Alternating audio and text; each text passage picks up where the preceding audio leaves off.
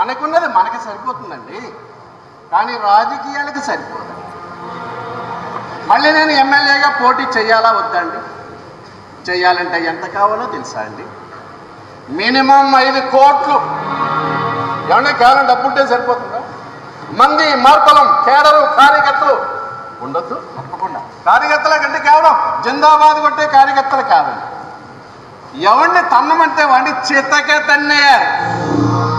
కాళ్ళు చేతులు తీసేయమంటే క్షణాల్లో తీసేసే కార్యకర్తలు అందులో ఉండొద్దు. ఒకవేళ నన్ను ఎవడన్నా విమర్శించి నా పరువు డ్యామేజ్ చేశాడనుకోండి, వెంటనే షాపులు ముయించి రాస్తారోకోలు చేయించి బస్సులు తగలబెట్టే బ్యాచ్ ఉండొద్దండి. ఒకవేళ నా మంత్రి పదవికే ముప్పు వచ్చే సూచనలు అందాయి అనుకోండి, వెంటనే ఒంటి మీద కిరసనాయిలు పోసుకుని చావటానికి సిద్ధమయ్యే గ్యాంగ్